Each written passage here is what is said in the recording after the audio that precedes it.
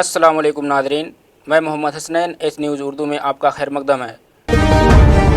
आइए एक नज़र डालते हैं आज की अहम सुर्खियों पर।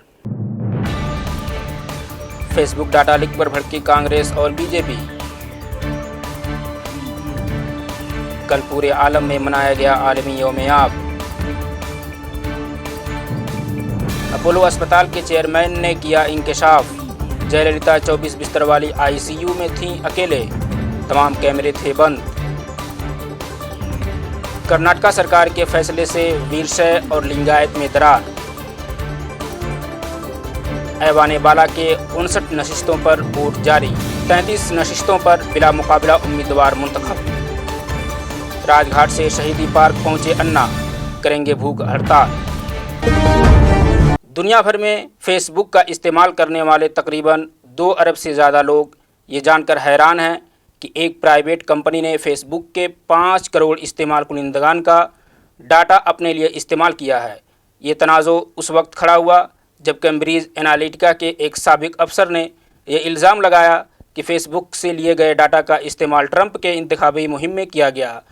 उधर इस मसले को लेकर कांग्रेस और बीजेपी आमने सामने हैं। मरकज़ी वज़ीर रविशंकर प्रसाद ने कांग्रेस से पूछा कि फ़ेसबुक लीक से बदनाम हुई कंपनी कैम्ब्रिज एनालिटिका से उसका क्या रिश्ता रहा।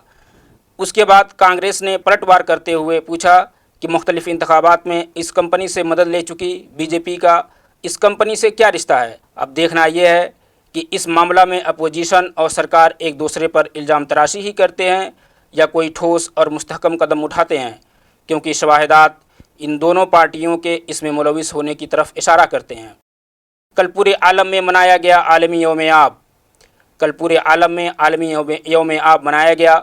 इस मौका पर वज़ीर आज़म नरेंद्र मोदी ने पानी की अहमियत पर रोशनी डाली और आवाम से गुजारिश की कि हमें बक़द्र ज़रूरत पानी का इस्तेमाल करना चाहिए और पानी की हिफाजत करनी चाहिए ताकि गाँव और शहरों में रहने वाले लोगों और ख़ुसूसन किसानों को इससे फ़ायदा पहुँचे। आलमी यौम आब हर साल 22 मार्च को मनाया जाता है। इसका मकसद लोगों में पानी की अहमियत को उजागर करना है।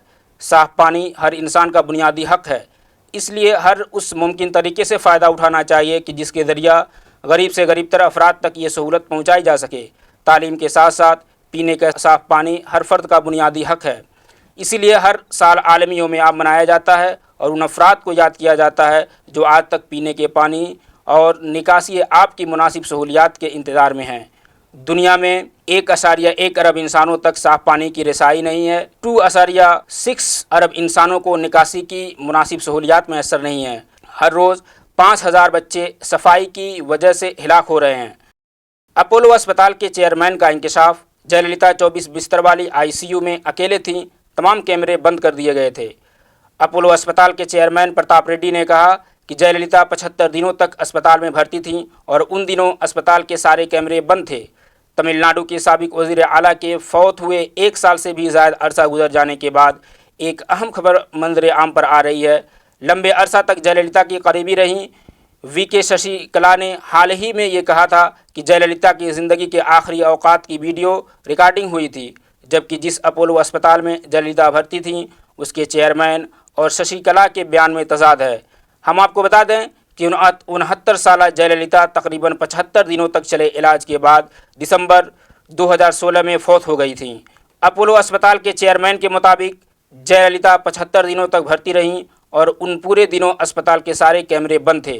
साथ ही उन्होंने ये भी कहा कि अस्पताल के 24 बेड वाली आईसीयू को भी खाली करवा लिया गया था और उसमें जयललिता को अकेले रखा गया था। अस्पताल के चेयरमैन ने कहा कि जयललिता की मौत की जांच कर रही कमेटी को तमाम ज़रूरी दस्तावेज़ मुहैया करा दिए गए हैं।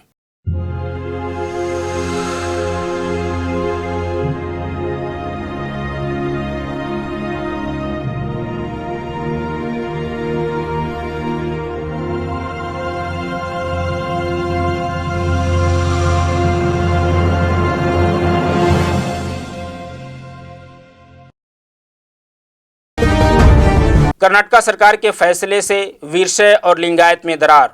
लिंगायत को इलाहदा मजहब करार दिए जाने पर वीरशैव और लिंगायत समाज 2 हिस्सों में बढ़ते नजर आ रहे हैं। उधर कांग्रेस ये इल्ज़ाम लगा रही है कि बीजेपी के दबाव की वजह से येदियुरप्पा समेत दिगर नेता भी खामोश हैं। हम आपको वाज़ह कर दें कि सूबाई सरकार के इस फैसले पर अब दरार साफ दिख रही है। जो संत कभी एक मंच पर दिख रहे थे, अब अलग अलग धड़े में बढ़ चुके हैं और बयान भी अलग अलग दे रहे हैं। उनका कहना है कि कांग्रेस ने समाज को बांटने का काम किया है, जो हमें मंजूर नहीं। ऐवान बाला के 59 नशिस्तों पर वोट जारी, 33 नशिस्तों पर बिला मुकाबला उम्मीदवार मुंतखब। मुल्क भर में आज ऐवान बाला के 59 नशिस्तों के लिए रायदही जारी है, जिनमें सबसे ज़्यादा 10 नशिस्तें उत्तर प्रदेश में हैं। हम आपको बताते चलें कि 33 नशिस्तों पर उम्मीदवार पहले ही बिला मुकाबला मुंतखब कर लिए गए हैं। उधर बीजेपी के कई मरकज़ी वज़रा भी इस इंतखाबी मुहिम में शामिल हैं। 8 नशिस्तों पर बीजेपी और 1 पर एसपी की जीत तय मानी जा रही है, जबकि मायावती ने एसपी से 10 मेंबरान असम्बली की हिमायत मांग कर 10वीं सीट के लिए गैर यकीनी सूरत हाल पैदा कर दिया है। समाजवादी पार्टी के पास 47 मेंबरान हैं, जिनमें नरेश अग्रवाल के बेटे का वोट बीजेपी को जाना तय है। उधर बीएसपी के अनिल सिंह गुज़िश्ता रात वज़ीर आला से मुलाकात कर चुके हैं, जो अपना पाशा बदल सकते हैं। साथ ही मुख्तार अंसारी वोट नहीं दे पाएंगे। राजघाट से शहीदी पार्क पहुंचे अन्ना, करेंगे भूख हड़ताल। समाजी कारकुन अन्ना हजारे ने राजघाट पहुंचकर महात्मा गांधी को खिराज तहसीन पेश किया। अन्ना हजारे एक बार फिर एहतजाज की राह पर हैं। अन्ना रामलीला मैदान से गैर मियादी भूख हड़ताल करने जा रहे हैं।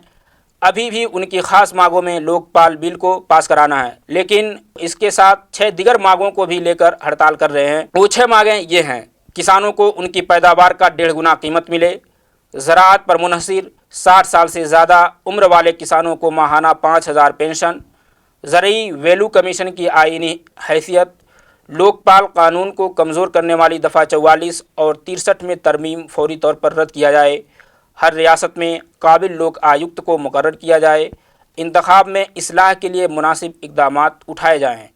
एच न्यूज़ उर्दू में खबरों का सिलसिला ख़त्म होता है। ताज़ा तरीन खबरों के लिए देखते रहिए एच न्यूज़ उर्दू। अल्लाह हाफिज़।